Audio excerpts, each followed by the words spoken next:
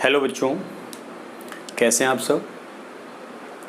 ऐसा है कि बहुत दिनों से मेरे कुछ जो बच्चे हिंदी मीडियम वाले हैं वो मुझसे कंप्लेन कर रहे थे कि सर आप अंग्रेज हो गए हो। मतलब सर आप इंग्लिश मीडियम ही पढ़ाते हो, हिंदी मीडियम नहीं पढ़ाते हो।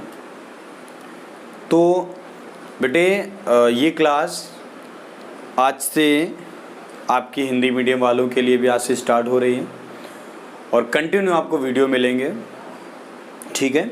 और मैं प्रयास करूँगा, ट्राई करूँगा कि एग्ज़ाम तक अप्रॉक्स जो एग्ज़ाम आने वाले एग्ज़ाम तक मैं आपका मैक्सिमम सिलेबस जो है वो कंप्लीट करा सकूँ। तो हिंदी मीडियम वाले जो भी मेरे स्टूडेंट हैं, मेरे प्यारे बच्चे हैं, वो जुड़ जाएंगे चैनल से और कंटिन्यू वीडियो देखेंगे। एक बात और है बेटा, मैं हमेशा आप लोगों को बताया करता था फिजिक्स पढ़ने का तरीका। किसी दिन मैं स्पेशल वीडियो बना दूंगा इस पर। तो बस केवल आप इतना ध्यान दे लो कि जब भी आप वीडियो देखो, पढ़ो, तो आप पेन और कॉपी हाथ में रखो, देन आप मेरे वीडियो को देखो, आपको ज़्यादा अच्छा लगेगा, ठीक। तो मैं पहला चैप्टर स्टार्ट कर रहा हूँ, इलेक्ट्रोस्टैट। पहली यूनिट है, ठीक है बेटा। तो पहली यूनिट में स्टार्ट करने जा रहा हूँ, वैद्युत क्षेत्र व कूलाम का नियम।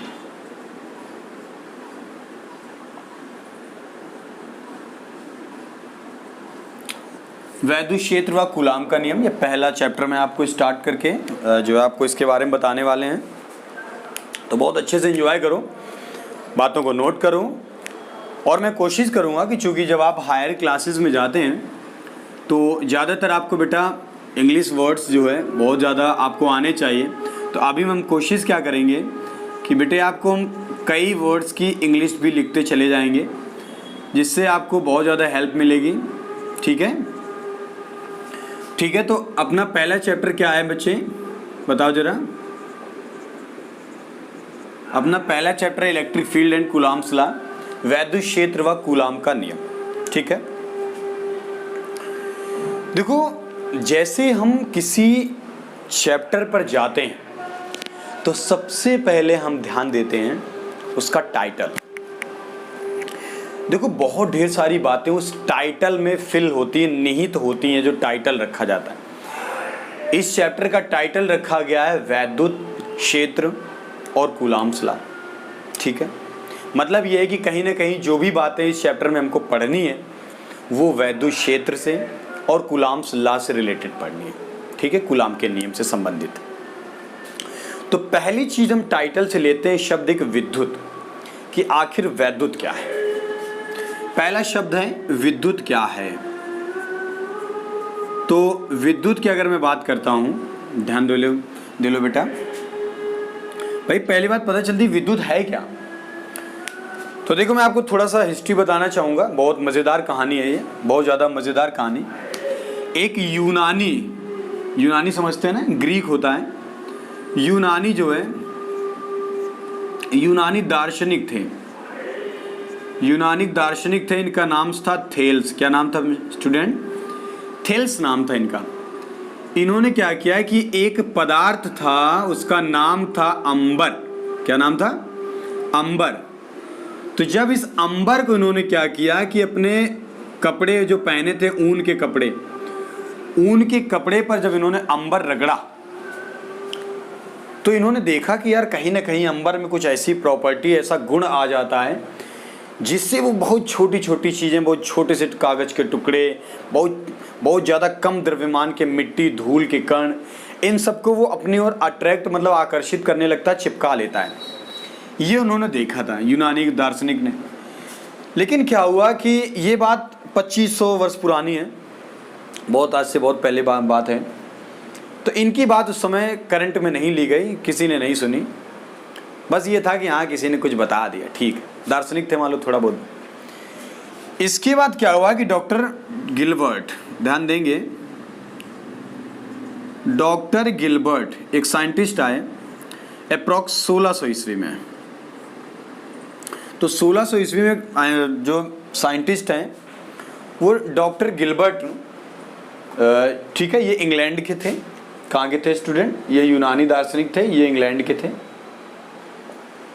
तो इंग्लैंड, बहुत प्यारी कहानी है, ध्यान से सुने। इंग्लैंड के थे डॉक्टर गिलबर्ट। इन्होंने क्या किया, इन्होंने ये बात अपने जब इन्होंने एक्सपेरिमेंट किए, अपने प्रयोग किए, तब प्रयोग से इन्होंने, गिलबर्ट ने बताया कि नहीं हाँ यार ये बात सही है। ना केवल अंबर के साथ कांच, है ना, आबनूस, लाख, एक लाख होता है, एक पदार्थ होता है। इन्होंने बताया कि ये चीज़ें भी ऐसी हैं कि अगर इनको हम किसी चीज़ से रगड़ देते हैं, किसी चीज़ का मतलब होता है रेशम से, ऊन से, तो इनमें भी आकर्षित करने का गुण आ जाता है। ठीक, तो अब ये जो आकर्षण, तो केवल आकर्षण का ही गुण नहीं आता है, साथ ही साथ कुछ चीज़ों को प्रतिकर्षित करने का भी गुण आ जाता है। तो आकर्षित करना और प्रतिकर्षित करना, ये दोनों गुण आ जाते हैं। तो वस्तु में जिस कारण से ये गुण, ये प्रॉपर्टी आ रही है, उस प्रॉपर्टी को हम लोग बोलते हैं विद्युत। बात समझ में आ गई? मतलब किसी पदार्थ का वह गुण जिसके कारण, ठीक है, जिसके कारण उसमें आकर्षण या प्रतिकर्षण करने का गुण आ जाता है, उसे हम विद्युत कहते हैं। और ये जो आकर्षण प्रतिकर्षण करने की कैपेसिटी है, या आकर्षण प्रतिकर्षण करने का जो गुण है, प्रॉपर्टी है, आने का कारण विद्युत है, और जो गुण है वो आवेश है। क्या है? आवेश, चार्ज, आवेश। तो आवेश क्या है आपको समझ में आ गया होगा। इसमें हमने क्या बताया, किसी पदार्थ का वह गुण जिसके कारण, ठीक है, जिसके कारण उस पदार्थ में आकर्षण या प्रतिकर्षण करने की क्षमता आ जाती है, उसे विद्युत कहते हैं, वो कारण। और आकर्षित या प्रतिकर्षित करने का जो गुण होता है किसी पदार्थ में, उसे हम लोग कहते हैं वैद्युत आवेश, इलेक्ट्रिक चार्ज। इंग्लिश में बेटा इसको क्या बोलेंगे? चार्ज। तो इसको बोला जाता है आवेश। क्लियर? ये इलेक्ट्रिसिटी हो गई। वैद्युत क्या होती है? इलेक्ट्रिसिटी। ठीक है, इलेक्ट्रिसिटी हो गई। क्या ये दो बातें क्लियर हो गई हैं? आवेश और वैद्युत क्या है? ठीक। अच्छा, अब क्या हुआ कि आवेश का क्लासिफिकेशन हुआ। मतलब जब दो प्रॉपर्टी आ गई, तो इसका मतलब ये समझा गया कि आवेश कहीं ना कहीं पॉजिटिव भी होता है और निगेटिव भी होता है। क्या ये बात समझ में आ रही है? तो एक अमेरिका के साइंटिस्ट थे, अमेरिका के साइंटिस्ट आए, उनका नाम था फ्रैंकलिन। क्या नाम था स्टूडेंट? गाइस, उनका नाम था फ्रैंकलिन। ठीक है, इन्होंने अपने प्रिंसिपल्स, अपने एक्सपेरिमेंट्स जो है दुनिया के सामने रखे, और दुनिया को उन्होंने बताया कि जो आवेश होते हैं वो दो प्रकार के होते हैं, एक धनात्मक आवेश और ऋणात्मक आवेश, पॉजिटिव चार्ज, नेगेटिव चार्ज, धनात्मक आवेश, ऋणात्मक आवेश। बात समझ में आ रही? इसके लिए इन्होंने क्या किया कि एक बार कांच और रेशम, कांच और रेशम, फिर इसके बाद एक बार इन्होंने आबनूस और बिल्ली की खाल, कैट, बिल्ली, बिल्ली की खाल, आबनूस और बिल्ली की खाल, एक बार इन्होंने इसको रगड़ा, एक बार इनको रगड़ा आपस में। कांच और रेशम को जब रगड़ा तो इसमें इन्होंने देखा कि अलग प्रकार का आवेश आ रहा था, अलग प्रकार का चार्ज था। और जब आबनूस और बिल्ली की खाल को रगड़ा तो इसमें अलग प्रकार का चार्ज था, आवेश था। तो इन्होंने माना कि जो पहले वाला था उसमें प्लस चार्ज था, जो दूसरा वाला था उसमें माइनस चार्ज था। ठीक है, तो ये बात किसने बताई? फ्रैंकलिन ने। और साथ ही इन्होंने बहुत इंपॉर्टेंट बात इन्होंने एक बता दी। इन्होंने बता दिया कि जो एक जैसे आवेश हैं, मतलब एक जैसे का मतलब प्लस है तो दोनों प्लस प्लस, माइनस है तो दोनों माइनस माइनस।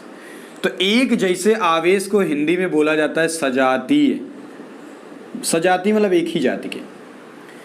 तो इन्होंने बताया कि जो एक ही जाति के आवेश है, मतलब समान प्रकाश के आवेश हैं, वो एक दूसरे को प्रतिकर्षित करते हैं, रिपेल करते हैं। प्रतिकर्षित करते हैं मतलब क्या करते हैं? प्रतिकर्षित करते हैं मतलब रिपेल करते हैं। रिपेल, रिपल्सन होता है, रिपेल। तो सजातीय आवेश एक दूसरे को प्रतिकर्षित करते हैं, और विजातीय आवेश मतलब एक प्लस एक माइनस अगर कहीं पर रखा है, ठीक है, तो ये एक दूसरे की ओर इनको खींचेंगे, या ये माइनस है ये प्लस है, तो इस तरीके से एक दूसरे की ओर अट्रैक्ट करेंगे। तो ये एक दूसरे को आकर्षित करते हैं। क्या करते हैं बेटा? आकर्षित करते हैं।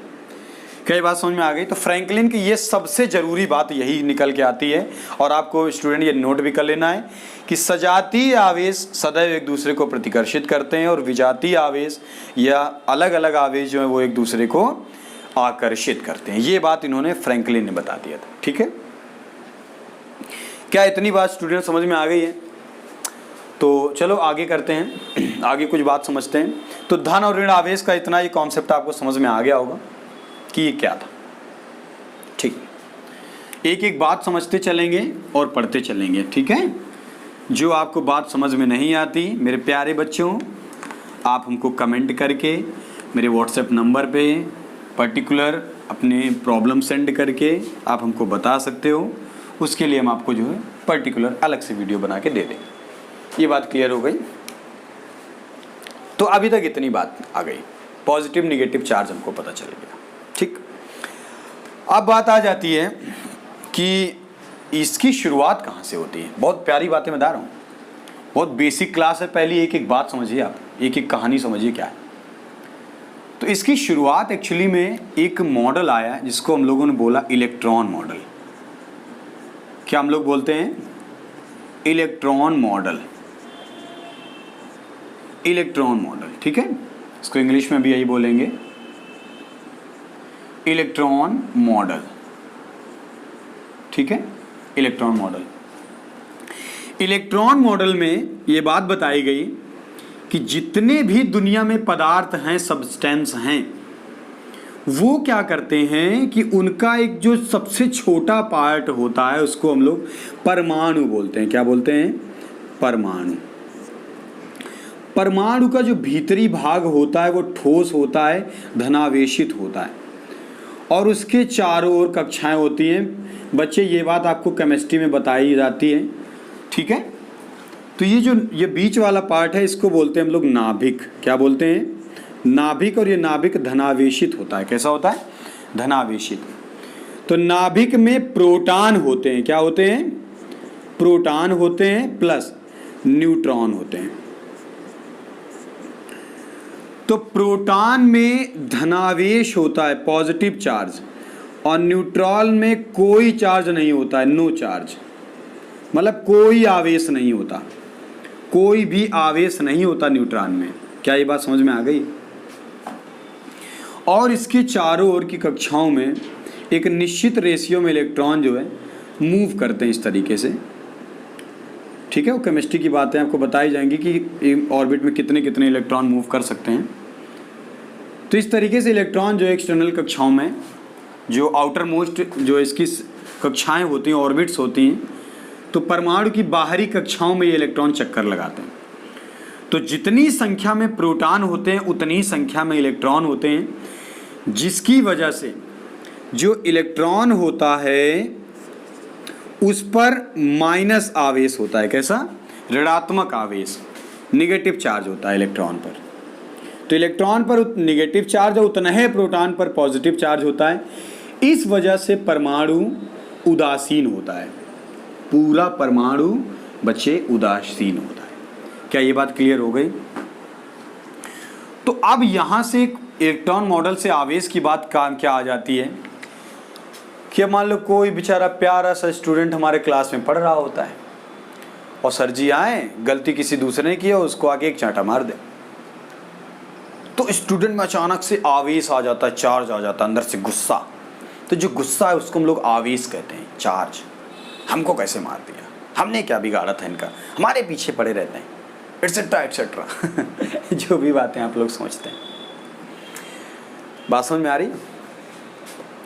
तो ये क्या है? ये चार्ज है। मतलब क्या है? या कोई छोटा बच्चा हो, बिस्किट खा रहा हो, चॉकलेट खा रहा हो, उससे जाके उसका चॉकलेट छीन लो, तुम ले लो, बड़ी तेजी से गुस्सा में रोने लगता है, बहुत तेज गुस्सा होता है।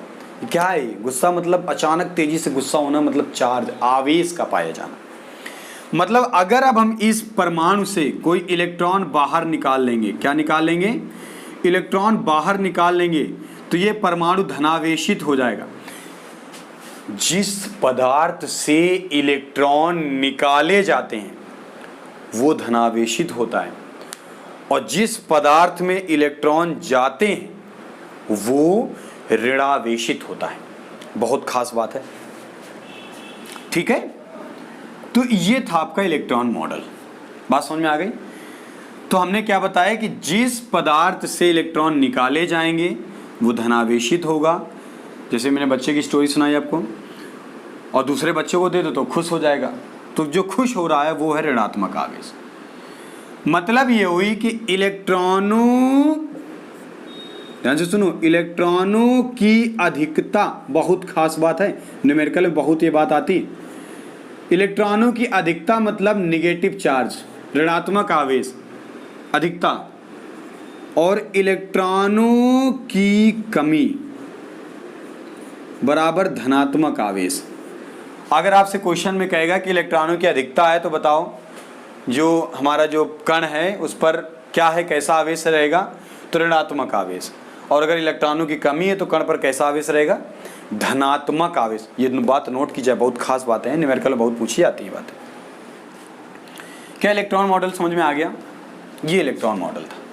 तो मतलब ये हुआ कि जिस पदार्थ से जो है, जिस पदार्थ से हम इलेक्ट्रॉन निकालेंगे वो धनावेशित हो जाएगा, और जिस पदार्थ को हम इलेक्ट्रॉन देंगे, जिस पदार्थ में इलेक्ट्रॉन अधिकता में होंगे वो ऋणावेशित होगा। ये है आपका इलेक्ट्रॉन मॉडल। समझ में आ गई?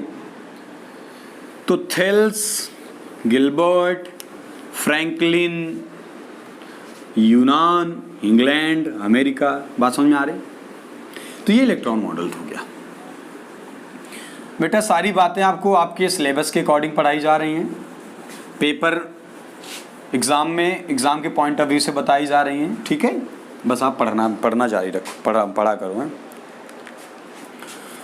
और सुन सोनिया सुन दिलदार, हद से भी ज्यादा तुझे करते हैं प्यार। समझे? फिजिक्स से बहुत प्यार है हमको। खैर, अब बात आती है आवेश का संरक्षण। तुरंत लिख लिया करें हेडिंग और समझा करें। आवेश के संरक्षण का सिद्धांत। फिजिक्स में किसी भी चीज का हम लोग संरक्षण पढ़ते हैं तो संरक्षण का केवल एक ही मतलब होता है कि ना तो वो चीज उत्पन्न की जा सकती है और ना ही हम उसको नष्ट कर सकते हैं। चाहे वो ऊर्जा का संरक्षण हो, चाहे वो संवेग का संरक्षण हो, कोणीय संवेग संरक्षण हो, आवेश का संरक्षण हो, द्रव्यमान संरक्षण हो, किसी भी चीज़ का संरक्षण का सिद्धांत हो, मेन उसमें खास बात यही है कि इस ब्रह्मांड की किसी भी चीज़ को ना तो हम उत्पन्न कर सकते हैं और ना ही हम उसको नष्ट कर सकते हैं। हाँ, एक फॉर्म मतलब एक रूप से दूसरे रूप में बदल सकते हैं। We can change. ओके, तो गाइस क्लियर हो रही बातें? तो आवेश का संरक्षण में हम क्या जानेंगे कि आवेश को ना ही उत्पन्न किया जा सकता है और ना ही नष्ट किया जा सकता है। इस सिद्धांत को आवेश के संरक्षण का सिद्धांत कहते हैं। ठीक, ये बातें क्लियर हो गई। ये आवेश के संरक्षण का सिद्धांत है ना? सिंपल था एकदम, हलवा सा। अच्छा, आगे देखते हैं। ये आवेश के संरक्षण का सिद्धांत हो गया आपका। अब बात आती है कि मूल आवेश क्या होता है। मूल आवेश, और इसी से जुड़ी हम डिफिनेशन पढ़ने वाले हैं। मोस्ट इंपॉर्टेंट, बहुत ज़्यादा एग्जाम में आपसे पूछा जाता है, 1 से 2 नंबर का क्वेश्चन आ जाता है कि आवेश के क्वांटीकरण से आप क्या समझते हैं। आवेश का क्वांटीकरण, या इसी को शॉर्ट में दूसरा इसका घर का नाम है, ये स्कूल का नाम है, परमाणुकता। इसका दूसरा नाम क्या है? घर का नाम। घर में इसको बुलाया जाता है परमाणुकता बेटे, वहाँ इसका क्या बुलाया जाता है? आवेश का क्वांटीकरण। तो इसके 2 शब्द हैं। तो मूल आवेश, मूल मतलब होता है अब उससे छोटी कोई चीज़ नहीं हो सकती है दुनिया में, इस पूरे ब्रह्मांड में सबसे जहाँ से कोई चीज़ उत्पन्न होती है वो मूल होता है। क्या होता है? मूल। तो मतलब आवेश की वह छोटी से छोटी मात्रा या वह छोटा से छोटा आवेश जो किसी आवेशित कण में पाया जा सकता है। आवेश की वह छोटी से छोटी मात्रा जो किसी आवेशित कण में पाई जा सकती है मूल आवेश कहलाती है। ये तो परिभाषा हो गई मूल आवेश। मूल आवेश को स्मॉल ई से प्रदर्शित करते हैं। इसका मान 1.6 10⁻⁻19 कूलाम होता है। क्या होता है? कूलाम। नया शब्द आ गया कूलाम। मैं अभी आपको बताता हूं कूलाम क्या होता है। तो आवेश का हो गया क्वांटीकरण, परमाणुकता। तो मूल आवेश की परिभाषा समझ में आ गई कि वह छोटा से छोटा आवेश जो किसी आवेशित कण में पाया जा सकता है मूल आवेश कहलाता है। इसे स्मॉल ई से प्रदर्शित करते हैं, इसका मान ये होता है। अब बात आती है आवेश का क्वांटीकरण। ठीक है, क्वांटाइजेशन इसको इंग्लिश में बोलते हैं, क्वांटाइजेशन ऑफ चार्ज। ठीक है, परमाणुकता। तो अब किसी भी आवेशित पदार्थ में, किसी भी आवेशित पदार्थ में आवेश की जो मात्रा है वो स्मॉल ई मतलब मूल आवेश के पूर्ण गुणज में होगी। मतलब क्या है? मतलब किसी भी पदार्थ में आवेश ई पाया जा सकता है, 2 ई पाया जा सकता है, 3 पाया जा सकता है, 4 ई पाया जा सकता है, 5 ई पाया जा सकता है, 100 ई पाया जा सकता है, डॉट डॉट। लेकिन कभी ऐसे नहीं पाया जा सकता 1.5 ई, 3.7, ये गलत है। तो किसी भी आवेशित पदार्थ में आवेश मूल आवेश का पूर्ण गुणज के रूप में, और ब्रैकेट में लिख देंगे ये, पाया जाता है। इसे आवेश का क्वांटीकरण कहते हैं। इसे आवेश का क्वांटीकरण मतलब क्वांटाइजेशन कहते हैं। 1 मिनट के लिए समय, जल्दी से मनन करो, इस चीज़ को समझो क्या मैंने बताया और इसको नोट डाउन करो। कर लियो बेटा, बहुत बेसिक क्लास है। एक एक बात आपको बहुत काम आने वाली है। आप हर एक बात को नोट करते चले कॉपी में। Okay my dear student. अच्छा, तो इसको रिमूव कर देता हूँ, है ना। तुझे देखा तो ये जाना सनम, प्यार होता है दीवाना सनम, अब यहाँ से कहाँ जाए हम, तेरी बाहों में मर जाए हम। अच्छा, तो एक बात सुनो। एक्चुअली अब मैं बात, अभी मैंने आपको इलेक्ट्रॉन मॉडल में मैंने परमाणु के बारे में बताया था। तो अब हम क्या करेंगे कि कुछ मूल कण मतलब कुछ मूल आवेश हैं जिनका रूप है वो मैं आपको बता देता हूँ। देखिए, जैसे अभी मैंने आपको बताया था, एक शब्द मैं बता दे रहा हूँ आपको। वैसे बड़ा प्राचीन है, आप लोगों को आता होगा, जिनको आता हो कोई बात नहीं। कुछ एक्स्ट्रा शायद मैं जोड़ रहा हूँ, इसमें देख लीजिएगा। एक वर्ड इसमें, ईंट पर नाचे पाएँ करके मैं 4 वर्ड से कुछ वर्ड्स की इसमें वैल्यू बताऊंगा आपको। ये बहुत बेसिक है, आप समझ लीजिए। बहुत जल्दी जल्दी बता रहा हूँ। ई मतलब होता है इलेक्ट्रॉन। ई का मतलब क्या होता है? इलेक्ट्रॉन। और टी का मतलब होता है थॉमसन। मतलब ये है कि इलेक्ट्रॉन की खोज किसने की थी? थॉमसन ने की थी। पा मतलब होता है प्रोटॉन। क्या होता है? पा मतलब प्रोटॉन। और रा का मतलब होता है रदरफोर्ड। इसका मतलब ये हुआ कि प्रोटॉन की खोज रदरफोर्ड ने की थी। ना मतलब होता है न्यूट्रॉन। चा मतलब होता है चेडविक। क्या होता है? चेडविक होता है। मतलब ये हुआ कि न्यूट्रॉन की खोज किसने की? चेडविक। पा मतलब होता है पॉजिट्रॉन। आ मतलब होता है एंडरसन। क्या होता है? एंडरसन। तो मतलब पॉजिट्रॉन की खोज किसने की थी? एंडरसन ने। ये 4 बातें आपको आ जानी चाहिए। नोट डाउन कर लिया? हटा दूं? बहुत सिंपल है। ईंट पर नाचे पाए पर क्लियर हो गई। तो पॉजिट्रॉन, एंडरसन। ठीक। अच्छा, ये बात हटा दी। हटा दो बुआ बुआ हटा दो। टुक टुक टुक टुक टुक टुक टुक टुक टुक टुक टुक टुक। अब हम क्या करेंगे कि इन पार्टिकल्स के बारे में समझते हैं। इनका प्रतीक क्या होगा? पहली बात तो कण, जो आवेशित कण है वो। फिर इसके बाद प्रतीक। प्रतीक के बाद इन पर आवेश कितना होता है और इनका द्रव्यमान कितना होता है, ये 4 बातें हम लोग जल्दी से नोट कर लेंगे स्पीड में। पहली बात आती है इलेक्ट्रॉन की। किसकी बात आ रही है? इलेक्ट्रॉन की। इलेक्ट्रॉन की, ठीक है। तो इलेक्ट्रॉन को ऑलवेज -1 E0 से रिप्रेजेंट करेंगे।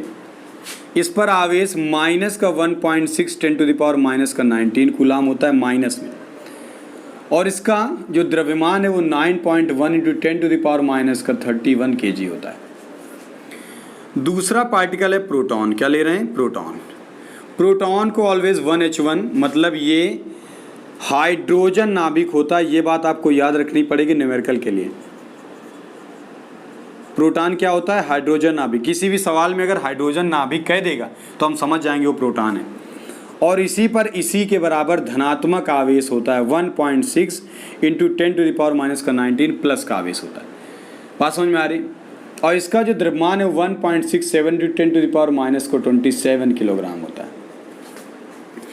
बात आती है न्यूट्रॉन की।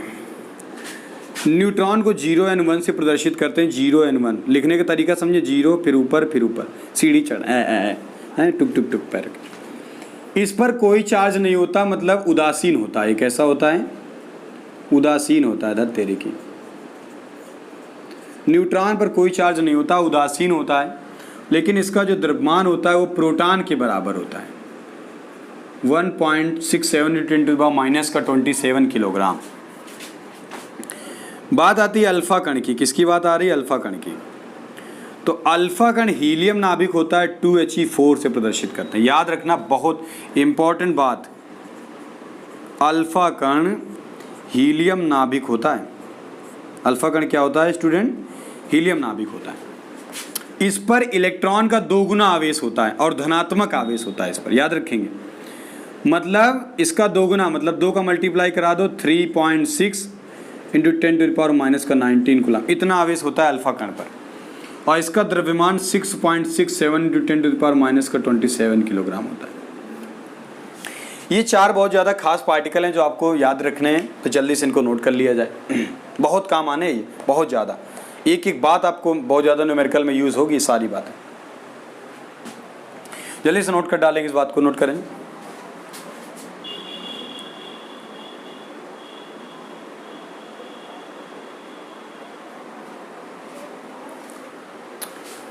स्टूडेंट नोट कर लिए हो?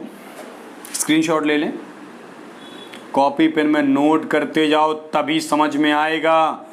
और अगर इतनी मेहनत करने के बाद भी अगर तुम पढ़ाई नहीं कर रहे हो, इनको नोट नहीं कर रहे हो, लॉकडाउन का बहाना बनाए पड़े हो, पाप पड़ेगा तुमको। क्या देख लेना। हटा दें। एक चीज़ और है, बहुत मेहनत कर रहा हूँ। जितने भी हिंदी मीडियम स्टूडेंट हैं सबको ये क्लास पहुंचा दो, सबको जानकारी दे दो कि रेगुलर हिंदी मीडियम के वीडियो आपको मिलने वाले हैं। पूरा सिलेबस आपको कंप्लीट कराया जाएगा पेपर तक में। तो रोज़ का रोज़ आपको वीडियो मिलेंगे, रोज़ की रोज़ पढ़ाई करो, ज़्यादा से ज़्यादा स्टूडेंट को जोड़ो, चैनल को सब्सक्राइब कराओ, लाइक कराओ। अरे तभी तो हम आगे बढ़ेंगे, तभी तो हम तुमको जो है अच्छे से अच्छा मैटर दे पाएंगे, खूब एनर्जेटिक होकर जोश में आके, है ना। ठीक, तो इतनी बातें समझ में आ गई आपको। हाँ, यही रास्ता है तेरा, तूने अब जाना है। हाँ, यही मंजिल है तेरी, तूने पहचाना है। बात आती है कूलाम की। अभी आपके सामने एक वर्ड लिया गया था, कूलाम क्या है। तो मैं आपको बताता हूं कि कूलाम क्या है और इनका नियम क्या था। The most important thing of electrostatic, coulombs law electrostatic की सबसे ज़्यादा महत्वपूर्ण बात है। इस वजह से इसको बहुत क्लियर करके पढ़ना है। एक एक बात आपको एक एक बात बताई जाएगी। जिस प्रकार फिजिक्स के पापा न्यूटन, वैसे आइंस्टीन में है, कई लोग हैं, लेकिन वेटेज सबसे ज़्यादा न्यूटन का है। तो फिजिक्स के पापा न्यूटन जो है, तो जितने भी फोर्स बल हुए, जितने भी बल कहीं भी मिल जाए, बल बलाबल बल बल बलाबल बल, उनका मात्रक न्यूटन होता है। सिमिलरली आवेश के बारे में कंप्लीट जो एक्सप्लेनेशन दिया, जो विवरण दिया, वो वैज्ञानिक कूलाम ने दिया है। किसने? कूलाम ने दिया है, इस वजह से आवेश का मात्रक कूलाम हो गया। क्या ये बात समझ में आ गई आपको? आ गई हो तो नोट किया जाए। समझ गए? आवेश का मात्रक होता है कूलाम और कूलाम एक वैज्ञानिक। इन्होंने बहुत ही अच्छा अपना एक नियम दिया है, बहुत ही प्यारा नियम है। देख लेंगे मेरे प्यारे बच्चों इनका नियम क्या है। ओके, बहुत जल्दी फर्स्ट ईयर की भी क्लास स्टार्ट करने वाला हूं मैं, तो आप बता देंगे हिंदी मीडियम फर्स्ट ईयर वालों के लिए भी सारी क्लासेस मिलेंगी, ठीक है। और अभी फिक्र नहीं करेंगे, थोड़े दिन बाद हाई स्कूल को भी कुछ क्लासें मैं दूंगा, उनकी पूरी फिजिक्स में फिनिश कर दूंगा। तो बस जुड़े रहो, चैनल को बढ़ाते रहो आगे, है ना।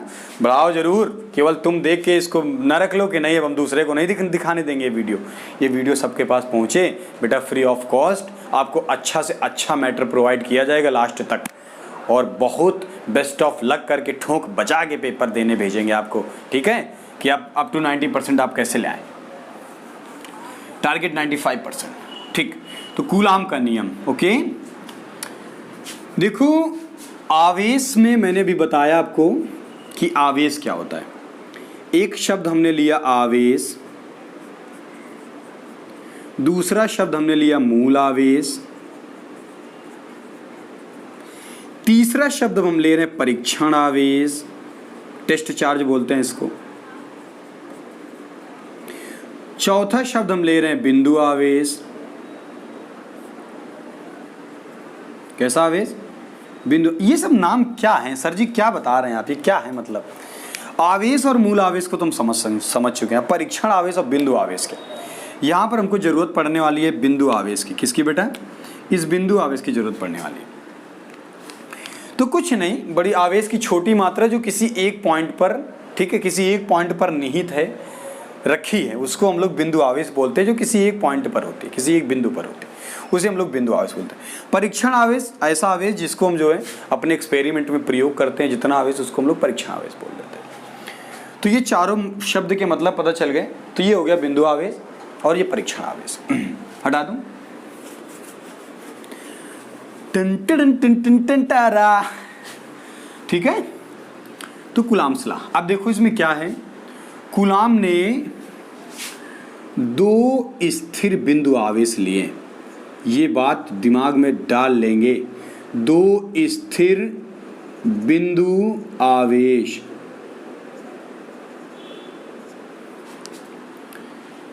तो हमने सपोज कर लिया कि मेरा प्यारा से छोटा सा बिंदु आवेश ये है, इसका नाम दे दिया Q1, और यहाँ से थोड़ी डिस्टेंस पर, कुछ डिस्टेंस पर यहाँ पर एक दूसरा चार्ज है, ये हो गया Q2। इनके जो बीच की डिस्टेंस है वो है R। कितनी डिस्टेंस है? R। तो कूलाम ने अपना नियम बताया है कि, नोट करेंगे और समझेंगे बात को, किन्हीं भी दो स्थिर बिंदु आवेशों के बीच लगने वाला आकर्षण अथवा प्रतिकर्षण बल, मैंने बताया अभी आपको आवेश के बारे में कि आकर्षित भी होता है, प्रतिकर्षित भी होता है। अगर ये दोनों प्लस प्लस होंगे तो प्रतिकर्षित करेंगे, दोनों माइनस माइनस होंगे तब भी प्रतिकर्षित करेंगे। एक प्लस होगा एक माइनस होगा तो दोनों आकर्षित करेंगे। बात समझ गए ना? तो किन्हीं भी दो स्थिर बिंदु आवेश के बीच लगने वाला आकर्षण या प्रतिकर्षण बल, बल बलाबल बल, दोनों आवेशों की मात्राओं के गुणनफल के अनुक्रमानुपाती होता है। दोनों आवेशों की मात्राओं के गुणनफल के अनुक्रमानुपाती होता है, और बीच की दूरी के वर्ग के व्युत्क्रमानुपाती होते हैं। मतलब ये चीज, ये फर्स्ट रूल, ये सेकंड रूल। ये कूलाम ने दो रूल दिए। मैंने क्या बताया, फिर से सुनेंगे, मैं फिर से बताऊंगा, आपको सुनना पड़ेगा। किन्हीं भी दो स्थिर बिंदु आवेशों के बीच, ठीक है, कांस्टेंट पॉइंट चार्ज हैं, किन्हीं भी दो स्थिर बिंदु आवेशों के बीच लगने वाला आकर्षण अथवा प्रतिकर्षण बल, ठीक है, दोनों आवेशों की मात्राओं की गुणनफल के अनुक्रमानुपाती, बीच की दूरी के वर्ग के व्युत्क्रमानुपाती होता है। ठीक है, जब इन दोनों को मिला दिया, लिखेंगे उपर्युक्त दोनों नियमों से, उपर्युक्त दोनों नियमों से, तो अप्रपोर्शनल आ जाएगा Q1 Q2 अपान R स्क्वायर। क्या इतनी बात समझ में आ गई है? आज सिर्फ इतनी इस क्लास में, पहली क्लास में। नेक्स्ट क्लास में आपको कूलॉम्स लॉ का एक्सप्लेनेशन बताया जाएगा। आज आपको सिर्फ एक स्टार्टिंग दी गई है कि दो आवेश थे, उनके बीच की डिस्टेंस थी, तो इसमें जो भी फोर्स लग रहा है वो फोर्स दोनों चार्ज के मल्टीपल के जो डायरेक्टली प्रोपोर्शनल होता है, अनुक्रमानुपाती होता है, और जो डिस्टेंस है उसकी क्या होता है, इन्वर्सली प्रोपोर्शनल होता है, व्युत्क्रमानुपाती होता है। ठीक है, दोनों को मिला दिया गया, इतना नियम मिल गया हमको, इतना सा हमने आज पढ़ा है, इतना सा स्टडी किया है फर्स्ट क्लास में। बहुत ज़्यादा इंटरेस्टिंग क्लासेस आने वाली हैं, बहुत मज़ा आने वाला है। तो प्लीज़ स्टूडेंट, ज़्यादा से ज़्यादा स्टूडेंट को जोड़ो, चैनल को सब्सक्राइब कराओ, मुझे एनर्जी दो, मुझे कमेंट करके बताओ कि सर ये चीज़ आपने यहाँ पर थोड़ा सा लो बता दिया, यहाँ पर हाई बता दिया, तेज़ी बता दिया, स्लो करके बता दिया, ये सारी बातें बताओ, मैं आपको आपके अकॉर्डिंग पढ़ाऊँगा। Because it's your beautiful YouTube channel RKP classes for your particular physics. आपको फिजिक्स पढ़नी, आपको आपके वे में फिजिक्स पढ़ाई जाएगी, इंटरेस्टिंग वे में।